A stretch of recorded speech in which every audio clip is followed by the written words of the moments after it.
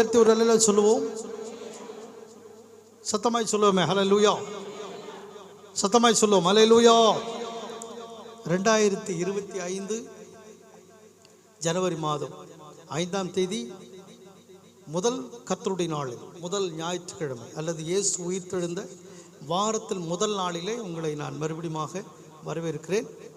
கடந்த நாட்களில் மிக ஆசீர்வாதமாக நம்முடைய ஆராதனையும் செய்திகளும் கர்த்தருடைய வார்த்தைகள் இருந்தது. கர்த்தர் நல்லவர். இந்த துவக்க நாளில் இந்த வாரத்தில் முதல் நாளில் 2025ஆவது ஆண்டின் முதல் நாளிலே நாம் கவனமாக அறிந்து கொள்ளக்கூடிய ஒரு சத்தியம். இந்த சத்தியத்தோடு கூட நாம் இந்த புதிய ஆண்டின் முதல் மாதத்திற்கு கடந்து போகலாம். கர்த்தர் தாமே நம்மோடு கூட வருவார், நம்மை ஆசீர்வதிப்பார், எல்லா நன்மைகளாலும் நம்ம நிரப்புவார். ஹல்லேலூயா. நாம் இங்கே 12ஆம் அதிகாரத்தின் 1 முதல் 11 வசனங்கள் முடிய வாசித்த பகுதியானது நிறைய சத்தியங்களை உள்ளடக்கிய ஒன்றாகும்.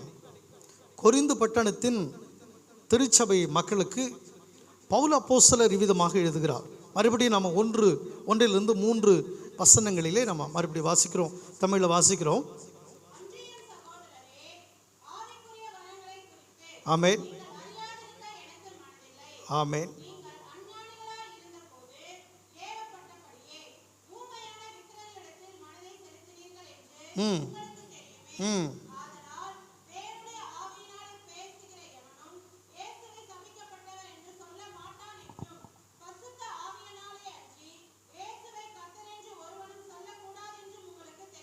போதும். இங்கே ஏன் பவுல் அப்போஸ்தலனாகிய பவுல் கொரிந்து பட்டணத்தில் உள்ள திருச்சபைக்கு பரிசுத்த ஆவியின் வரங்களை குறித்து ஏன் பேசுகிறார்? மற்ற சபைகளில் அது பேசப்படலை. ஆனால் கொரிந்து பட்டணத்து சபையில் மட்டும் பார்த்தீங்கன்னா விசேஷமாக பவுல் அப்போஸ்தலர் பரிசுத்த ஆவியானவருடைய வரங்களை குறித்து நீங்கள் அறிந்து கொள்ள வேண்டும் என்று அந்த திருச்சபை மக்களை வலியுறுத்துகிறார். என்ன காரணம் அப்படின்னு பார்த்தீங்கன்னா, அந்த நாட்களிலே தேவாலயம் என்று சொல்லக்கூடிய சினகாகில் நீங்கள் பார்த்தீங்கன்னா ஒரு விசேஷித்த ஜெபம் யூதர்கள் செஞ்சாங்க. சினகாகினுடைய ஜெபம் என்ன அப்படின்னு பார்த்தீங்கன்னா, முதல் அவங்களுடைய ஜெபமே இந்த யூதர்களுடைய ஜெபம் தேவாலயத்தில் இயேசுனுடைய சீடர்களை சபித்து ஜெபம் செய்தாங்க. இயேசுவின் சீடர்களாகிய அப்போஸ்தலரை சபிப்பதே பெரிய ஒரு ஜெபமாக தேவாலயத்தில் இருந்தது. எப்பொழுது யூதர்கள் கூடி வந்தாலும் முதல் அவங்க யாருக்காக ஜெபம் பண்ணுவாங்கன்னா, அப்போஸ்தலர்கள் சாபத்தில் போகணும் என்று ஜெபிப்பார்கள். எப்பொழுது அவர்கள் ஜெபத்திற்கு வந்தாலும் அந்த சாபத்தில் இயேசு கிறிஸ்துவும் சொல்லுவார்கள், இயேசுவும் சபிக்கப்பட்டவர் தான், இயேசுவும் அவருடைய சீடர்களும் சபிக்கப்பட்டவர்கள். இதுதான் முக்கியமான ஜெபமாக இருந்தால் அவங்க தேவாலயங்களில் இது நம்பர் 1.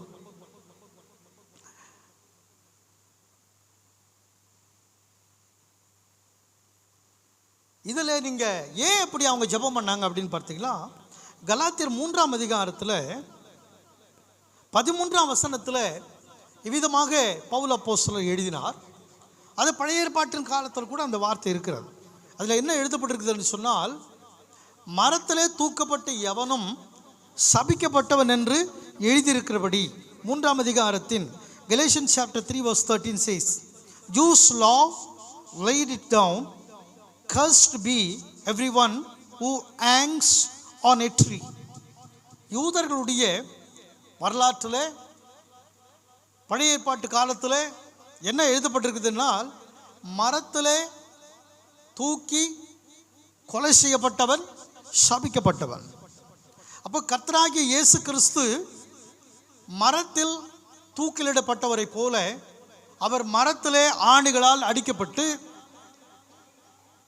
ரத்தம் சிந்தி சவுக்கினால் அடிபட்டு இறந்ததுனால யூதர்கள் என்ன நினைத்தார்கள், இந்த இயேசு சாபக்கேடான ஒரு நபர், அதனால்தான் அவர் மரத்தில் தூக்கி கொலை செய்யப்பட்டார் என்று அவர்கள் நம்பினார்கள். ஆகவேதான் யூதர்கள் இயேசு கிறிஸ்துவனுடைய பெயரை சொன்னாலோ அவருடைய சீஷர்கள் பெயரை சொன்னாலோ அதை அவர்கள் அங்கீகரிக்க மாட்டார்கள். சபிக்கப்பட்டவர்கள். ஏன்னா சிலுவையில் அறையப்படுகள் எல்லாரும் கிரிமினல்ஸ், குற்றவாளிகள். உங்களுக்கு தெரியும், இயேசு மட்டுமல்ல, இயேசுவோடு வலதுபுறமாகவும் இடதுபுறமாகவும் சிலுவையில் அறையப்பட்ட 2 பேருமே கிரிமினல்ஸ், குற்றவாளிகள். ஆகவே இயேசுவும் குற்றவாளி தான் என்பதை அவர்கள் எப்பொழுதும் தேவாலயத்தில் சொல்லியே ஜெபம் செய்வார்கள். இது ரொம்ப முக்கியமான ஒரு காரணமாக அந்த காலங்களிலே இருந்தது.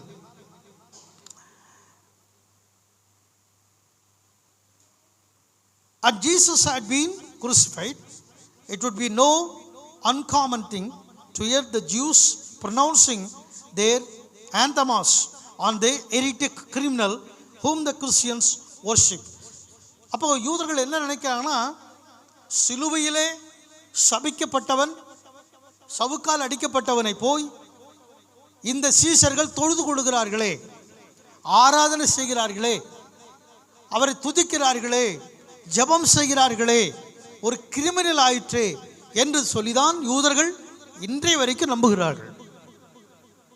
இன்றைய வரைக்கும் நம்புகிறார்கள்.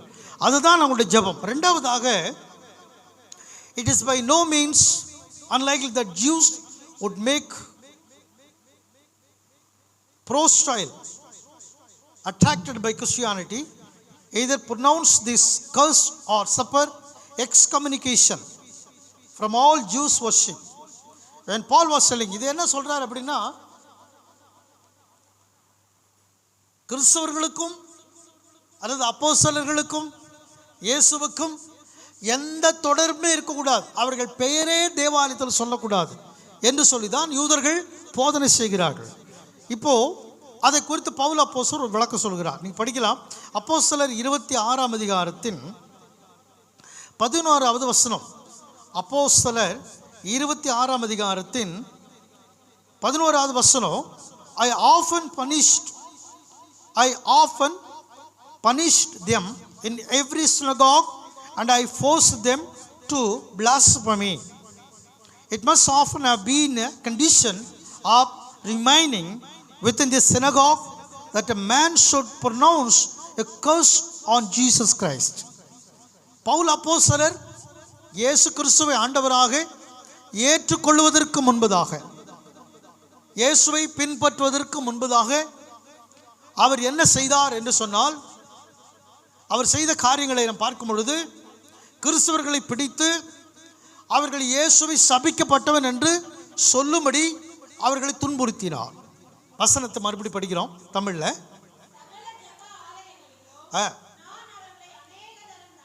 பார்த்தீங்களா? ஏன் பவுல் அப்போ சொல்லுகிறார்? ஜெப ஆலயங்களுக்கு பவுல் எதற்காக போனார்? அவர் ரட்சிக்கப்படத்துக்கு முன்னாடி நீ பார்த்தீங்களா, யாரெல்லாம் சீஷர்களாக இருக்கிறார்களோ அவர்களை தண்டிப்பதற்காக, அவர்கள் இயேசு கிறிஸ்துவை சபிக்கப்பட்டவன் என்று சொல்லும்படி, மறுதலிக்கும்படி, தகாத வார்த்தைகளை பேசும்படி அவர்களை துன்புறுத்தினார். பெரிய கண்டிஷன் அவர்களுக்கு கொடுத்தார். அவர்களை அடித்தார், அவர்களை தண்டித்தார். அதுதான் பவுல் சொல்லுகிறார். நான் தேவாலயங்களுக்கு சென்று படிப்போம் தொடர்ந்து தமிழ்ல. சகல ஜெபாலயங்களிலும் நான் அநேக தடவை அவர்களை நான் கண்டித்து, தேவதூஷணம் என்று சொன்னார், இயேசுவை நீங்கள் மறுதலிக்க வேண்டும் என்று சொல்லி பவுல் அப்போஸ்தலர் கிறிஸ்தவர்களை வற்புறுத்தினார். தேவதூஷணம் சொல்லும்படியாக அவர்களை கட்டாயப்படுத்தினேன்.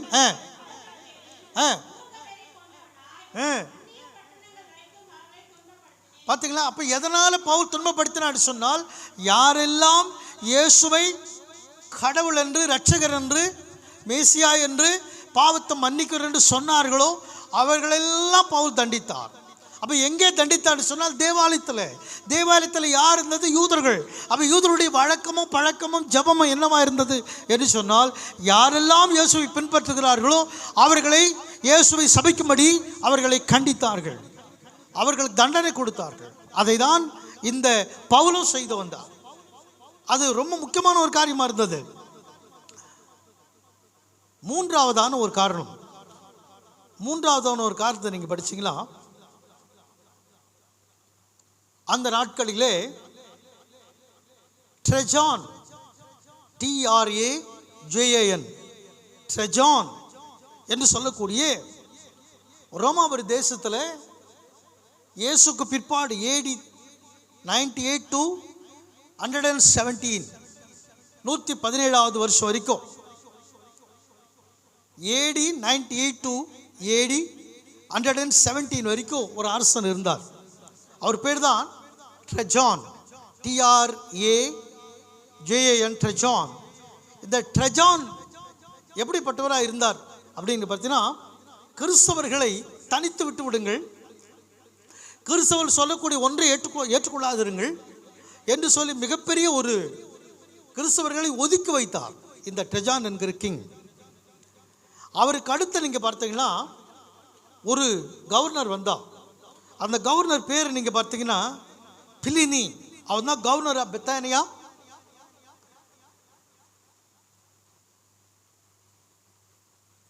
அந்த பெத்தானியா தேசத்தில் இருந்து தான் இந்த கவர்னர் என்ன செய்தார் அப்படின்னு பார்த்தீங்கன்னா, எல்லா கிறிஸ்தவர்களுக்கும், எல்லா இயேசு பின்பற்றக்கூடிய அத்தனை பேரும் இயேசுவை நீங்கள் மறுதலிக்க வேண்டும், சபிக்க வேண்டும் என்று சொல்லி அவன் கட்டளை கொடுத்தான். கடிதங்களை எழுதினான், நிறைய மக்களை தண்டித்தான். அவன் பெயர் Pliny, PLINY, Pliny, governor of Bithynia அந்த நாட்களிலே. இது உண்மையான சம்பவம். நீங்கள் அடுத்து பார்த்தீங்கன்னா, அப்படி அவன் மறுதலிக்கு சொன்ன பொழுது ஒரு பிஷப் இருந்தார். அவர் பேர் என்னன்னு பார்த்தீங்கன்னா பாலிகேப் சிமிர்னா என்ற பிஷப். அவரை பிடித்து இயேசுவை மறுதலிக்கும்படியாய், இயேசுவை சபிக்கும்படியாய் ரொம்பவும் துன்புறுத்தினான் இந்த கவர்னர். அப்பொழுது அந்த ஐயா சொல்றார், அந்த பிஷப் என்ன சொன்னார் பார்த்தீங்கன்னா, நான் ஏறத்தாழ 80 வருஷங்களாக இயேசுவுக்கு பணி செய்து வருகிறேன். அவர் சொல்லுகிறார், 86 years, 86 வருடங்களாக நான் பணி செய்து அவருடைய சேவை செய்து வருகிறேன். அவர் எந்த விதத்திலேயும் எனக்கு தவறு செய்யவில்லை, எந்த குறை எனக்கு வைக்கவில்லை, எந்த தீமை எனக்கு செய்யவில்லை. அப்படியானால் நான் எப்படி அவரை மறுதலிக்க முடியும்? How can I blaspheme him, my king who saved me? என்னை ரட்சித்த ராஜாவாகிய என் இயேசுவை, ஒரு தவறும் செய்யாத என் இயேசுவை, நன்மையே செய்த என் இயேசுவை நான் எப்படி மறுதலிக்க முடியும்? நான் எப்படி அவரை சபிக்க முடியும் என்று கேள்வி எழுப்பினார். மிகப்பெரிய ஒரு ஆசீர்வாதமான ஒரு காரியம் அது. So how can I blaspheme my king who saved me? என்னை ரட்சித்த ராஜாவாகிய இயேசுவை நான் எப்படி மறுதலிக்க முடியும் என்று கேட்டார்.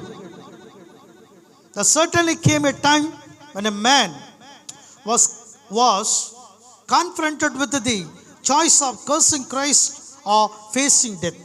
அப்போ அந்த நாட்களிலே ஒரு மனிதனை கொண்டு வந்து நிறுத்தினார்கள். ஆனால் அவனுக்கு ஒரே ஒரு வாய்ப்பு தான் கொடுத்தார்கள். இயேசுவை நீ மறுதலித்தால், இயேசுவை நீ சபித்தால் உயிர் பிழைத்துக் கொள்ளுவாய், இல்லை என்றால் செத்து போவாய். அப்போ இயேசுவை மறுதலிக்க வேண்டும், கர்த்தரை மறுதலிக்க வேண்டும் என்ற மிகப்பெரிய கட்டாயம் இருந்த நாட்கள் தான் அது.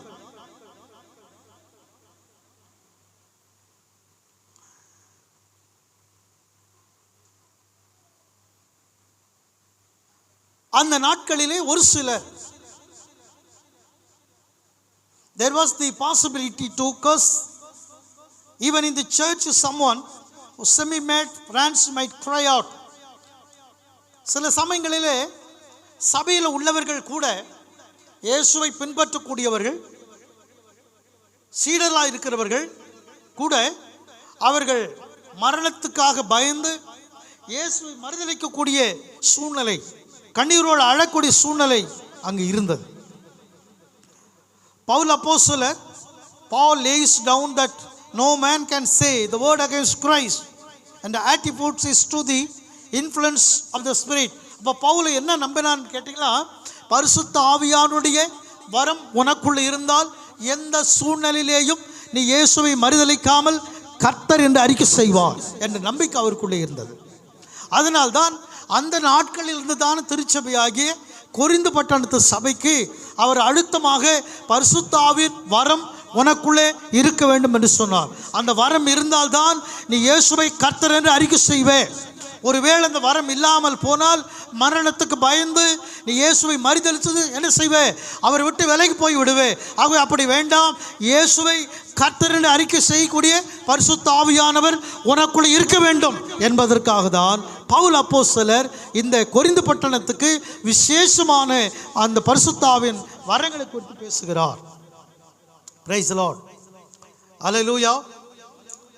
Hallelujah. Hallelujah. நாம் தொடர்ந்து அதை படிக்கும் பொழுது, beside this there is a Christian battle cry, Jesus Lord. அப்ப என்ன இருந்தது? இப்படி கிறிஸ்தவர்கள் எல்லாம் துன்பப்படக்கூடிய வேளையிலே அவர்களை பல்வேறான தண்டனைகளுக்கு உட்படுத்தக்கூடிய வேளையிலே அவர்கள் இயேசுவை மறுதலிப்பதற்கு பதிலாக இயேசு கர்த்தரே, கர்த்தராகிய இயேசுவே என்று சொல்லி கண்ணீரோடு அறிக்கை செய்யக்கூடிய விசுவாசிகள் அந்த நாட்களில் இருந்தார்கள். ஹல்லேலூயா. நம்ம பார்க்கிறோம் பிலிப்பியர் 2ஆம் அதிகாரத்தின் 11வது வசனத்தில். அதனால்தான் பவுல் விதமாக எழுதுகிறார். என்ன எழுதுகிறார் பாருங்க. பவுல் அப்போஸ்தலர் எப்படி எழுதுகிறார் அந்த வார்த்தை என்பதை நீங்க பாருங்க.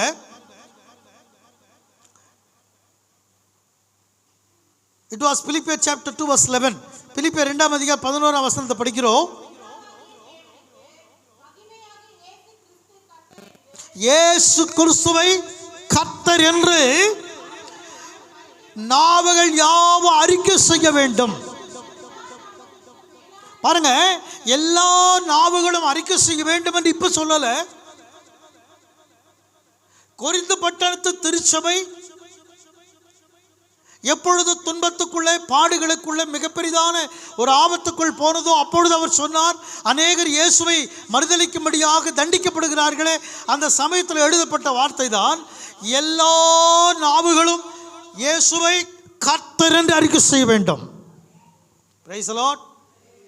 கர்த்தர் என்கிற வார்த்தை கிரேக்க வார்த்தையில் குரியோஸ் என்று அழைக்கப்படுகிறது.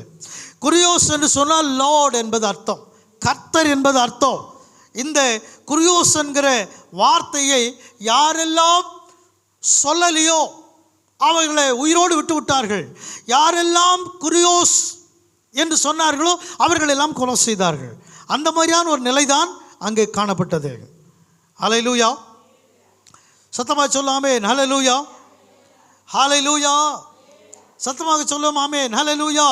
ஆகவே தான் அப்போ இந்த திருச்சபையானது கர்த்தர், இயேசு கிறிஸ்து தான் கர்த்தர் என்று அறிக்கை செய்வதற்கு கிறிஸ்தவர்களுக்கு என்ன இருந்தால் எல்லா சூழ்நிலையிலேயும் அவர்கள் இயேசுவை கர்த்தர் என்று அறிக்கை செய்வார்கள் என்பதை பவுல் விசுவாசித்தார், நம்பினார். என்று சொன்னால் பரிசுத்த ஆவியானவர் இருந்தால்தான். 12ஆம் அதிகாரத்தின் அந்த வசனத்தை நம்ம மறுபடியும் படிக்கிறோம். 3ஆம் வசனத்தில், தேவனுடைய ஆவினாலே பேசுகிற எவனும் இயேசுவை சபிக்கப்பட்டவன் என்று சொல்ல மாட்டான். அப்ப யூதர்கள் பரிசுத்த ஆவி பெறாமல் தேவனுடைய பிள்ளைகள் என்று சொல்லுகிறார்கள். யூதர்கள் பரிசுத்த ஆவியை நம்புகிறார்கள். ஆனால் பரிசுத்த ஆவி தங்களுக்குள் வருவதை அவர்கள் ஏற்றுக்கொள்ளவில்லை, உணரவும் இல்லை. அதே போல் மக்கள் தான் இன்னைக்கு நிறைய பேர் இருக்கிறாங்க. பரிசுத்த ஆவியானவரை நம்புகிறார்கள், பரிசுத்த ஆவியானவர் படைத்தார் என்று நம்புகிறார்கள், பரிசுத்த ஆவியார் நடத்துகிறார் என்று நம்புகிறார்கள், பரிசுத்த ஆவியார் வரங்களை கொடுக்கிறார் என்று நம்புகிறார்கள். ஆனால் பரிசுத்த ஆவியானவர் தங்களுக்குள் இருப்பதை அவர்கள் புரிந்து கொள்ளாமலே வாழுகிறார்கள். பரிசுத்த ஆவியை பெற்றவர்களை என்ன செய்கிறார்கள்? கேலியும் கிண்டலமாய் பார்க்கிறார்கள். ஆனால் பரிசுத்த ஆவியானவரை பெற்றவர்கள் எப்படி இருப்பார்கள் சொன்னால், இயேசுவை கர்த்தர் என்று அறிக்கை செய்வார்கள் தங்களுடைய ஆவியினால. Price the lord. ஹல்லேலூயா. ஹல்லேலூயா. ஆகவே பரிசுத்த ஆவினாலே, தேவனுடைய ஆவினாலே பேசுகிற எவனும் இயேசுவை சபிக்கப்பட்டவன் என்று சொல்ல மாட்டான். அப்ப இன்னை வரைக்கும் யூதர்கள் என்ன சொல்லுகிறார்கள் சொன்னால், இயேசு சிலுவையில் அறையப்பட்டதினாலே எல்லா கிரிமினல்ஸ் குற்றவாளிகள் தான் சிலுவையில் அறையப்படுவார்கள். அதே போல இயேசு அறையப்பட்டதினாலே அவரை தொழுது கொள்வது பாவம், அவர் சபிக்கப்பட்டவர் என்று சொல்லி யூதர்கள் இன்று வரைக்கும் போதனை செய்து கொண்டிருக்கிறார்கள். எனக்கு அன்பார்களே, அதனால்தான் கொரிந்து பட்டணத்து திருச்சபைக்கு பவுல் அப்போஸ்தலர் இவ்விதமாக சொல்லுகிறார், தேவனுடைய ஆவி உனக்குள்ளே இருக்க வேண்டும், தேவனுடைய ஆவியின் வரங்கள் உனக்குள்ளே இருக்க வேண்டும், அந்த ஆவியின் வரங்களை நீ சபையில் பயன்படுத்த வேண்டும். அதுதான் கர்த்தராகிய இயேசு வருமட்டும் அல்லது உன்னுடைய ஆயுசு நாள் மட்டும் நீ இயேசுவை கர்த்தர் என்று சொல்லுவதற்கு பரிசுத்த ஆவியானவர் இருந்தால்தான் உனக்கு அந்த தைரியம் கிடைக்கும். பிரைஸ் தி லார்ட், ஹல்லேலூயா. இப்போ நம்ம படிக்கிறோம் 4வது வசனத்திலிருந்து நம்ம படிக்கிறோம். 4வது வசனத்திலிருந்து படிக்கிறோம். வசனம் 4. ஆமென்.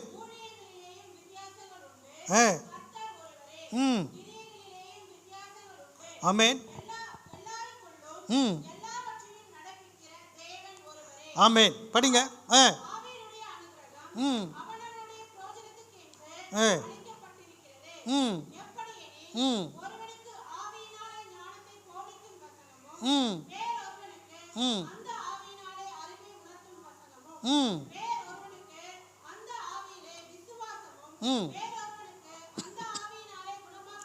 பாருங்க, இதை மட்டும் பாருங்க. அந்த ஆவியினாலே குணமாக்கும் வரமும். ஹிஸ்டாரிக்கல், வரலாற்று பூர்வமான ஒரு உண்மையை நான் உங்களுக்கு சொல்ல விரும்புகிறேன். அசலியபாய்ஸ் அப்படின்னு சொல்லக்கூடிய ஒரு கடவுள், கிரேக்கு கடவுள். இந்த அக்கலிபாஸ் அல்லது அசலியபாய்ஸ் என்று சொல்லக்கூடிய இந்த கிரேக்கு கடவுளுடைய அந்த பொருள் என்னவென்று சொன்னால், குணமாக்கும் கடவுள் என்பது பொருள். அந்த கடவுளுக்கு ஒரு மனைவி, 4 பிள்ளைங்க, 2 பெண் பிள்ளைங்க, 2 ஆண் பிள்ளைங்க. இந்த கடவுளை தான் அந்த காலங்களில் கிரேக்கர்கள் அதிகமாக நம்பினார்கள். இந்த கடவுளிடத்தில் போய் எந்த பிரார்த்தனை செய்தாலும் எப்படிப்பட்ட நோய்களாக இருந்தாலும் குணமாகிவிடும். ஏன்னா அந்த கடவுளை எப்படி சொன்னாங்கன்னா, த காட் ஆஃப் மெடிசன் சொன்னாங்க. மருந்துகளின் கடவுள் அல்லது கடவுளாகிய மருந்து என்று அவர்கள் நம்பினார்கள் அந்த காலகட்டங்களில்.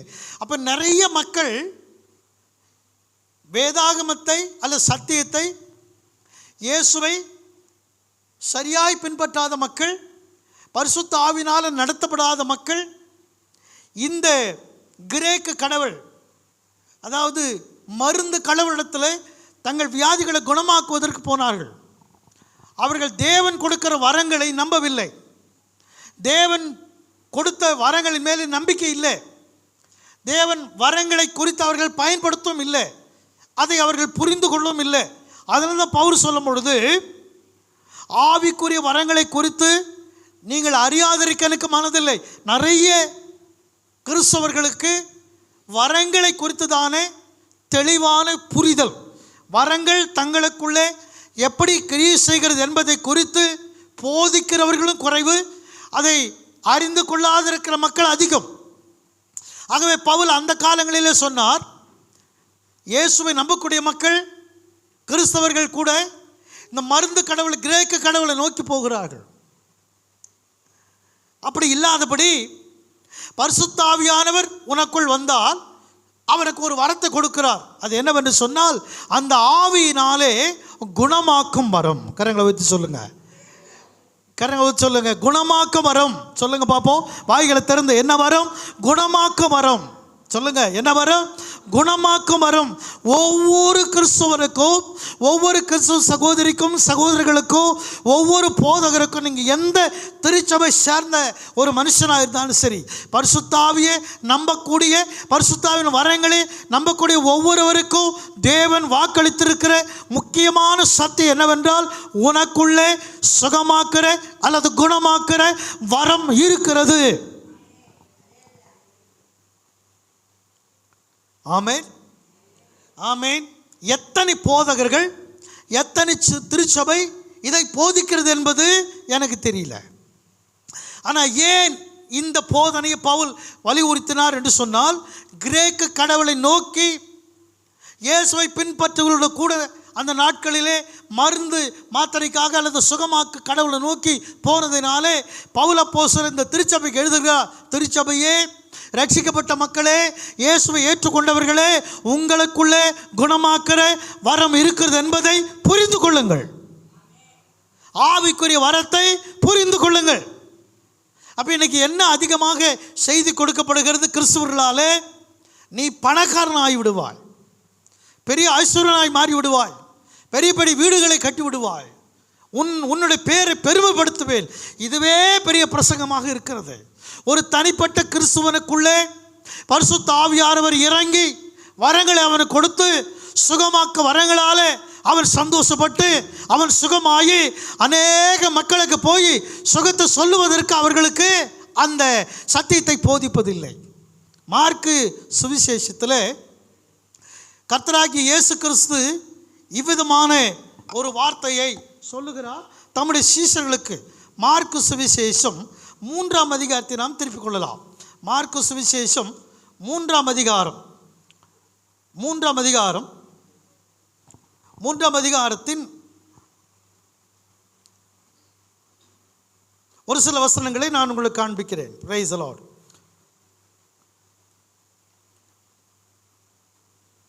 மார்க்கு சுவிசேஷம் 3ஆம் அதிகாரத்தின் 9வது வசனம். மார்க்கு சுவிசேஷம் 3ஆம் அதிகாரம் 9வது வசனம்.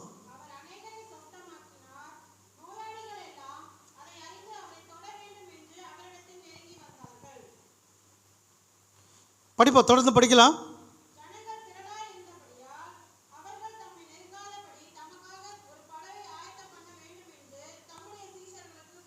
ஆமென்.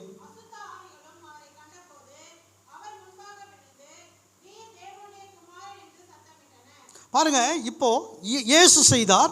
இப்போது இயேசு அழைத்த 12 சீஷர்களை பாருங்க. 14வது வசனத்தை பார்க்கிறோம். அப்பொழுது ஒரு 12 பேரை தெரிந்து கொண்டு அவர்கள் தம்மோடு கூட இருக்கவும். நல்லா கவனிங்க, ஆண்டவராகிய இயேசு கிறிஸ்து என்ன செய்தாரோ அதை தம்மோடு இருக்கிறவர்களுக்கு அதை காண்பிக்கிறார். கரங்களை ஊத்தல்ல சொல்லுவோமே, கரங்களை ஊத்தல்ல சொல்லுவோம். அல்லேலூயா. இயேசு கிறிஸ்து தம்முடைய அரண்மனையையோ, தம்முடைய பெருமையோ, தம்முடைய படிப்பையோ, தாம் யார் என்பதையோ அல்லது தம்முடைய தனிப்பட்ட வாழ்க்கை காண்பிக்கவில்லை.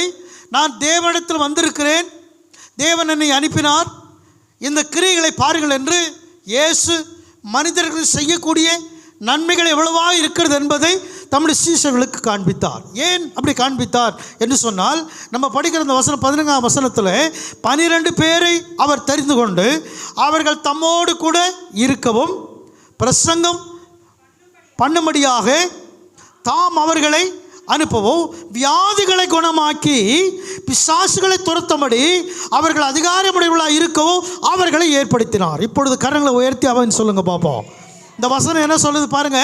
வியாதியை குணமாக்கி பிசாசுகளை துரத்தும்படி அவர்கள் அதிகாரமுடையவர்களாக இருக்கவும். இயேசுவை பின்பற்றுகிறவர்கள் சீடர்கள், இயேசுவை பின்பற்றுகிறவர்கள் கிறிஸ்தவர்கள். இந்த கிறிஸ்தவர்களுக்கு, இயேசுவை பின்பற்றுகிறவர்களுக்கு இயேசு என்ன விரும்பினார் என்று சொன்னால், முதலாவது அவர்கள் இயேசுவோடு இருக்க வேண்டும், இரண்டாவதாக அவர்கள் மனுஷர் மத்தியில் புறப்பட்டு போக வேண்டும், மூன்றாவதாக அவர்கள் இயேசுவுக்கு இருந்த சகல அதிகாரமும் அவர்களுக்கு இருக்கும்படியாக. பிரைஸ் தி லார்ட், ஹல்லேலூயா. அதிகாரத்தை நம்பாத கிறிஸ்தவர்கள், கர்த்தருடைய வல்லமையை நம்பாத கிறிஸ்தவர்கள், இயேசு கொடுத்த அதிகாரம் முடிந்து போச்சு என்று சொல்லக்கூடிய கிறிஸ்தவர்களே, உணர்ந்து கொள்ளுங்கள். இயேசு என்ன விரும்புகிறார்? உன்னை குறித்து, என்னை குறித்து, இயேசுவின் சீடர்களை குறித்து, இயேசுவை பின்பற்றுவதை குறித்து நீங்கள் என் அதிகாரமுடையவர்களாக இருந்து அநேகரை குணமாக்க வேண்டும். அதுதான் இயேசுவின் விருப்பம். இயேசுவின் விருப்பம் என்பது it was not his will that you come to the church. சும்மா சிம்பிளா சர்ச்சுக்குள்ள உட்கார்ந்துட்டு ஒரு சின்ன பாட்டு பாடிட்டு ஒரு வேதத்தை வாசிட்டு ஒரு அனௌன்ஸ்மெண்ட்டை சொல்லிட்டு பிரைஸ் தி லார்ட் சொல்லிட்டு போறதுக்கு சர்ச்சு கிடையாது. கிறிஸ்துவனை குறித்து பைபிளில் இயேசு சொல்லுகிறார், அவர்கள் என்னுடையவர்கள், என்னை பின்பற்றுகிறவர்கள் அதிகாரமுடையவர்களாக இருக்க வேண்டும். என்ன அதிகாரம்? இயேசு கொடுக்கிற அதிகாரம். அன்பான சகோதர சகோதரிகளே, இன்னைக்கு இயேசு கொடுக்கிற அதிகாரத்தை குறித்து அக்கறையே இல்லாமல், கவலையே இல்லாமல், அதை குறித்த பயம் இல்லாமல், எனக்கு அரசாங்க அதிகாரம் வேண்டும், அரசாங்கம் என்னை அங்கீகரிக்க வேண்டும், எல்லா மக்களும் என்னை பார்த்து அங்கீகரிக்க வேண்டும் என்பதற்காக உடையை மாற்றிக்கொள்கிறார்கள், பேச்சை மாற்றிக்கொள்கிறார்கள், வாழ்க்கை முறையை மாற்றிக்கொள்கிறார்கள், என்னெல்லாம் வேண்டுமோ அவைகளெல்லாம் செய்கிறார்கள்.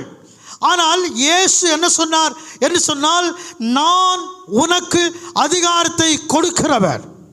இயேசு சொன்னார், வானத்திலேயும் பூமியிலேயும் சகல அதிகாரம் எனக்கு கொடுக்கப்பட்டிருக்கிறது, அந்த அதிகாரத்தை நான் உனக்கு தருகிறேன். Praise the lord. Hallelujah, hallelujah. பரிசுத்த ஆவியானவருடைய வார்த்தைகளை கவனிக்கக்கூடிய கிறிஸ்தவர்களே, உனக்கு யாரோ ஒருவன் அதிகாரம் கொடுப்பது பூமிக்குரியது, மனுஷன் கொடுக்கிற அதிகாரம். ஆனால் இங்கே சர்வத்தையும் படைக்கிற கர்த்தர் சொல்லுகிறார், நான் உன்னை அதிகாரம் உள்ளவனாய் மாற்றுகிறேன். அந்த அதிகாரத்தினாலே மருந்து மாத்திரைகள் இல்லாமல், எந்த விதமான மந்திரங்களும் தந்திரங்களும் இல்லாமல், எந்த சூனியமோ பில்லியுமோ இல்லாத பரிசுத்த ஆவியினாலே நீயும் குணமாக முடியும், அநேகரை உன்னால் குணப்படுத்த முடியும். அதற்கு தான் இயேசு சீஷர்களை தெரிந்து கொண்டார். Praise the lord. ஹல்லேலூயா. நம்ம வசனத்தை படிக்கிறோம், வியாதிகளை குணமாக்கி பிசாசுகளை துரத்தும்படியாக. கரங்களை உயர்த்தி அல்ல சொல்லுமா. ஒவ்வொரு விசுவாசிகளுக்குள்ளே, ஒவ்வொரு இயேசு பின்பற்றக்கூடிய கிறிஸ்துவனுக்குள்ளே வியாதியை குணமாக்கக்கூடிய வல்லமையும் பிசாசுகளை துரத்தக்கூடிய அதிகாரமும் உனக்குள்ளே தேவன் வைக்க வேண்டுமானால் பரிசுத்த ஆவியானவர் நிச்சயமாய் உனக்குள்ள வாசம் பண்ணுகிறார் என்பதை நீ அறிந்து கொள்ள வேண்டும். அதனால தான் பவுல் சொன்னார், ஆவியின் வரங்களை குறித்து நீ அறியாது இருப்பது என் மனதிற்கு பிரியமில்லை. ஆவியின் வரங்களை குறித்து நீ அறிந்து கொள்ள வேண்டும். எத்தனையோ காரியங்களை படிச்சிருக்கிற, எத்தனையோ காரியங்களில் அனுபவம் இருக்கிறது, எத்தனையோ காரியங்கள் உனக்கு தெரியும். இவைகள் எல்லாவற்றை காட்டிலையும் பரிசுத்த ஆவியானவருடைய வரங்களால் உனக்கு என்ன லாபம், என்ன நன்மைகள் என்பதை நீ புரிந்து கொண்டால்தான், வரங்கள் உனக்குள் இருப்பதை தெரிந்து கொண்டால்தான் அதிகாரமுள்ளவனாய் இருக்கிறாய் என்பதை உன்னால் உணர முடியும். Praise the lord. ஹல்லேலூயா. வியாதியை குணமாக்கி பிசாசுகளை துரத்தி அவர்கள் அதிகாரமுடையவர்களாக இருக்கவோ அவர்களை என்ன செய்தார்? இயேசு ஏற்படுத்தினார். The Lord appointed them. The Lord appointed them. அவர்களை ஏற்படுத்தினார். இந்த காலை நேரத்தில் இதை பார்த்து கொண்டிருக்கிற கவனிக்கிற அன்பான சகோதரி சகோதரிகளே, ஆவிக்குரிய வரங்களை குறித்து, உனக்குள்ளே செயல்படுவதை குறித்து, அந்த வரங்களால் உனக்கு வரக்கூடிய நன்மைகளை குறித்து என்றைக்காக நீ நினச்சி பார்த்துருக்கிறியா? அந்த வரங்களால் உனக்கு கிடைக்கக்கூடிய நன்மைகள் என்னைக்காவது நீ அனுபவிச்சிருக்கிறியா? அன்பு சகோதர சகோதரியே, பிரைஸ் தி லார்ட். ஹல்லேலூயா. அந்த சபைக்கு போனால் நல்லாயிருக்கும், இந்த சபைக்கு போனால் நல்லாயிருக்கும் என்கிற காலமெல்லாம் போயிட்டு இப்போது எந்த டிவியில் எந்த சேனலில் பார்த்தா நல்லா இருக்கும்னு ஓடிக்கிட்டு இருக்கிறோம் இல்லையா? தேவையில்லாத யூடியூப்பில் வரக்கூடிய விஷயங்கள் எல்லாம் பார்க்குறோம். நமக்குள்ள ஒரு பெரிய பொக்கிஷமாக நினைக்கிறோம். ஒரு செல்ஃபோனை வாங்கிட்டால் அது பொக்கிஷமாக நினைக்கிறோம். ஒரு டிவி இருந்துட்டால் பெரிய பொக்கிஷமாக நினைக்கிறோம். தேவையில்லாத யூடியூப்பை திருப்பி திருப்பி திருப்பி பார்த்து நேரங்களை வீணடிக்கிறோம். நல்லதை பாருங்கள், சரியானதை பாருங்கள், தவறு இல்லை. முக்கியமானது பாருங்க, தவறு இல்லை. எல்லாவற்றை காட்டிலும் நீ ஒரு கிறிஸ்தவள், நீ ஒரு கிறிஸ்தவன், நீ ஒரு சீசன், நீ ஒரு சீசியா இருப்பாயானால் உனக்குள்ளே இருக்கக்கூடிய ஆவின் வரம் என்பதை இந்த வருஷத்தில் இந்த நாளிலே கண்டுபிடித்து உனக்கு என்னென்ன பயன்கள் பிரயோஜனங்கள் அந்த வரங்களால் உண்டாகும் என்பதை அறிந்து கொண்டு வாழும்படியாக கர்த்தர் உன்னை ஏற்படுத்தியிருக்கிறார். கர்த்தர் உன்னை ஆசீர்வதிப்பாராக. இந்த காலவெளியில் கர்த்தர் உன்னை ஆசீர்வதிப்பார். எழும்பி நிற்போம். இந்த காலவெளியில் தேவாதி தேவன் நம்மோடு கூட இடைப்படுகிறார். அல்லேலூயா.